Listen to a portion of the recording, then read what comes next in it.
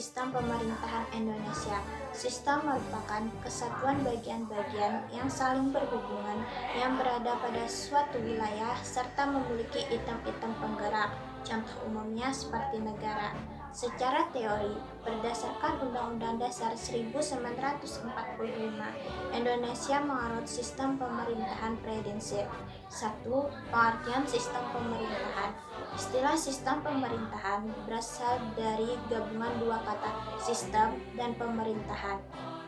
Kata sistem berasal dari bahasa Inggris yang berarti susunan, tatanan, jaringan, atau cara.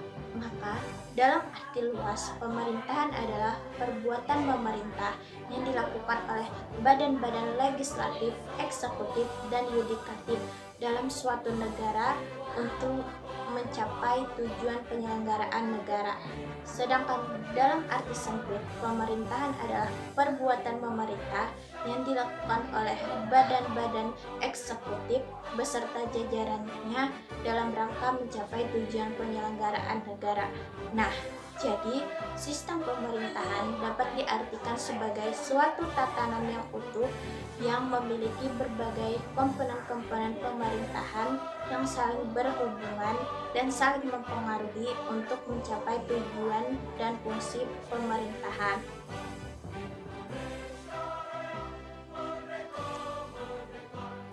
Tujuan sistem pemerintahan di Indonesia adalah melindungi segenap bangsa Indonesia dan untuk memajukan kesejahteraan umum, menciptakan kehidupan berbangsa, dan ikut serta dalam melaksanakan ketertiban dunia yang berdasarkan kemerdekaan, perdamaian abadi, dan keadilan sosial. Lembaga-lembaga yang berada pada satu sistem pemerintahan Indonesia bekerja secara bersama dan saling menunjang untuk mencapai tujuan dari sistem pemerintahan Indonesia.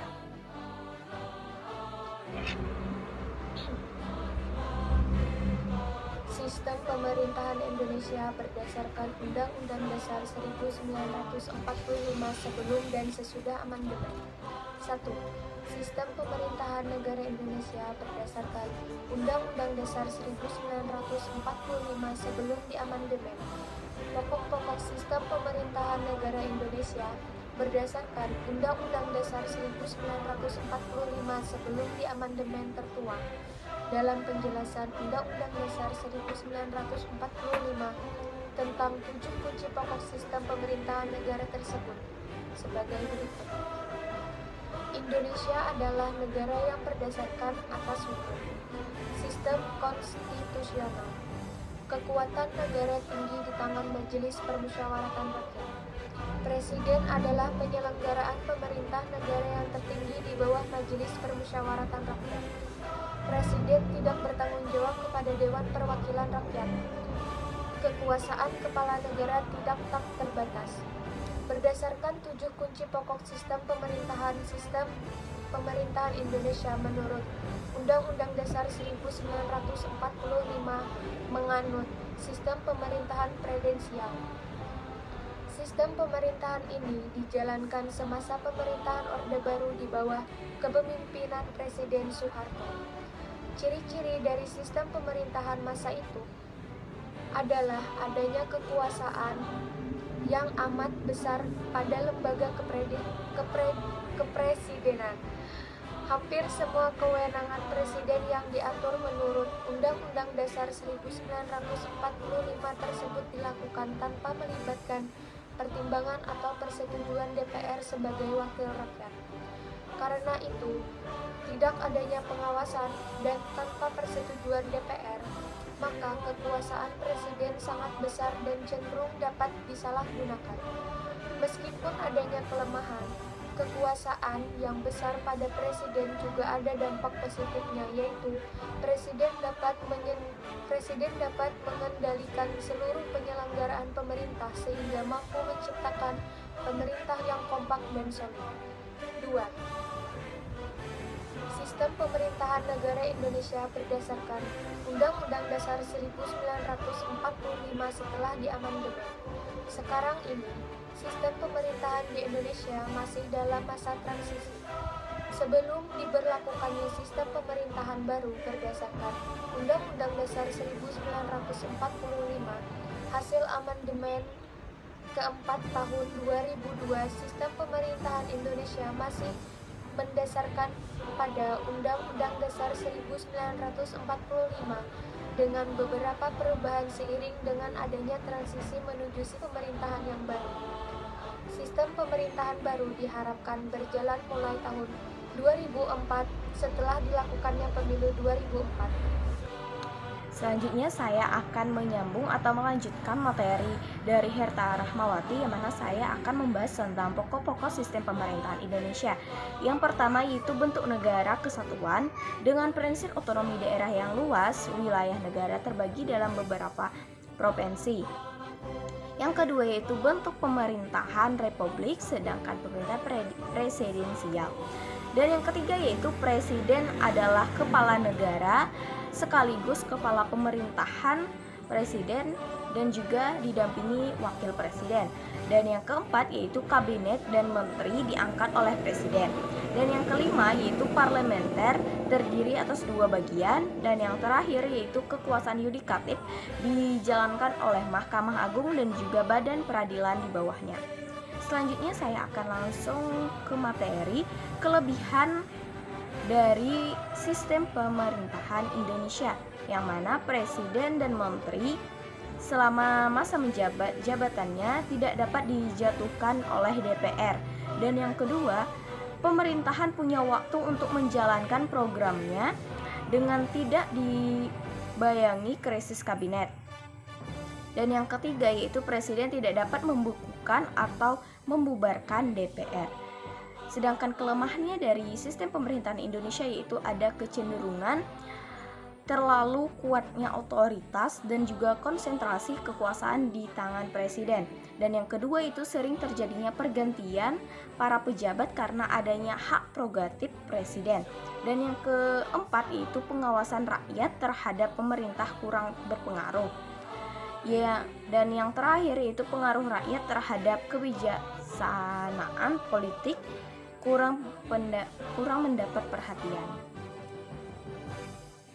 Selanjutnya yaitu di mana secara garis besar sejarah Indonesia terbagi menjadi 3 masa, yaitu di mana ada masa Orde Lama, Orde Baru dan juga masa Reformasi. Lalu pada masa pemerintahan Orde Lama yaitu berjalan pada tahun 1945 sampai dengan 1968 di bawah kepemimpinan Presiden Soekarno. Pada tanggal 18 1945 Indonesia mengesahkan Undang-Undang 1945 sebagai dasar negara. Sebenarnya di bawah Undang-Undang 1945 telah tercantum bahwa Indonesia menggunakan sistem presidensial. Namun setelah 3 bulan terjadi penyimpangan terhadap Undang-Undang 1945. Dan yang kedua yaitu sistem pemerintahan masa Orde Baru, di mana istilah Orde Baru dipakai untuk memisahkan era Soekarno dan juga era Soeharto dengan masa kekuasaan era Soeharto. Era Orde Baru juga digunakan untuk menandai setelah masa baru ditumpasnya pemberontakan PKI pada tahun 1965. Dan yang terakhir yaitu sistem pemerintahan masa reformasi atau sekarang. Era reformasi dimulai dari tumbangnya kekuasaan Soeharto pada tahun 1998 hingga sekarang. Pada era reformasi, pelaksanaan sistem pemerintahan demokrasi Pancasila diterapkan sesuai dengan asas demokrasi yang berlandaskan Pancasila. Pada era ini, pemerintah memberikan ruang gerak kepada partai politik dan juga DPR untuk turut serta dalam keamanan atau mengawasi pemerintahan secara kritis. Sistem pemerintahan Indonesia menurut Undang-Undang 1945. Pembukaan Undang-Undang 1945 alinea 4 menyatakan bahwa kemerdekaan Indonesia itu disusun dalam Undang-Undang Dasar Negara Indonesia yang terbentuk dalam suatu susunan negara Republik Indonesia yang berkedaulatan rakyat. berdasarkan pada pasal 1 ayat 1 1945.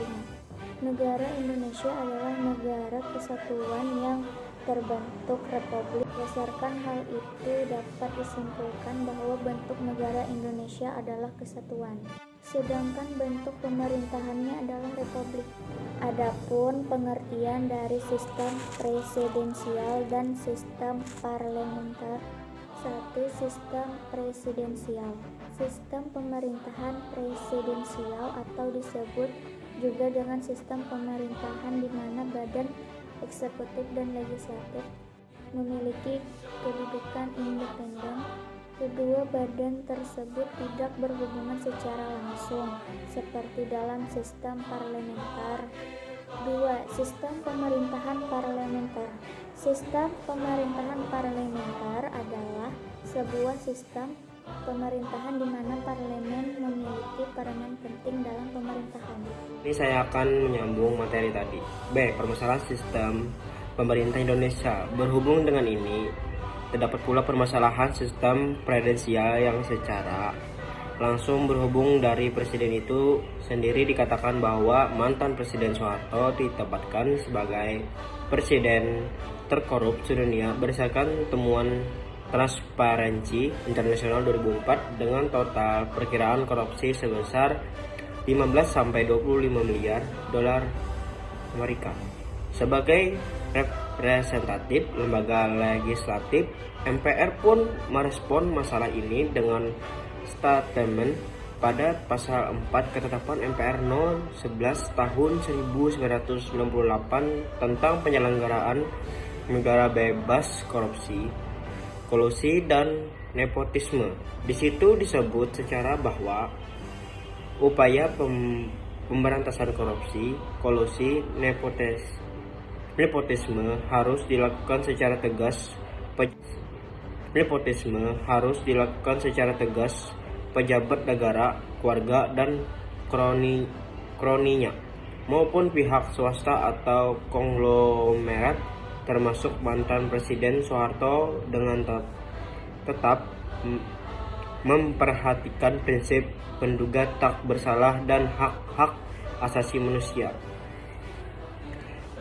Pada tahun 2009, berdasarkan keputusan MA, Yayasan Supermar akan dihukum mengganti kerugian sebesar 315 US dollar dan rupiah 139 juta atau sekitar 3,07 triliun.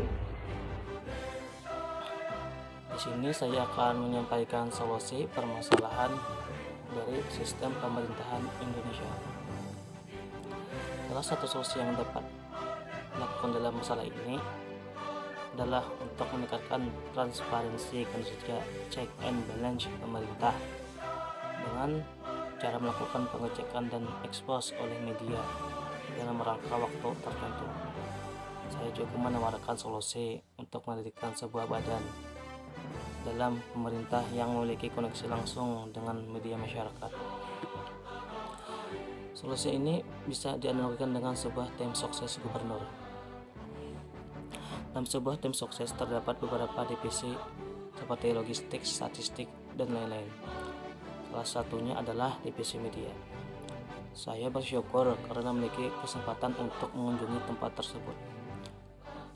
Dalam kantor divisi media terdapat banyak televisi dan radio yang menayangkan berita-berita terkini. Divisi ini merupakan indera penglihatan dan pendengaran dari tim sukses tersebut. Tanpa divisi ini, mungkin komunitas tersebut bisa dibilang buta karena seperti sebuah negara. Tanpa kolaborasi media dan pemerintah, masyarakat bisa dibilang buta akan segala kebohongan dari pemerintahan. Hal ini mungkin belum tentu efektif, akan tetapi merupakan langkah yang sesuai dalam menciptakan sebuah negara yang didasari teori perjanjian masyarakat. Teori ini sangat relevan dengan sistem politik Indonesia yang bersifat demokratis. Dengan mengimplementasikan solusi-solusi ini, setidaknya memberikan masyarakat peran penting dalam mengawasi kinerja pemerintah. Demikian hasil makalah kami. Semoga dapat dimengerti dan mohon maaf jika banyak kekurangan dari penyampaian materi kami. Saya tutup.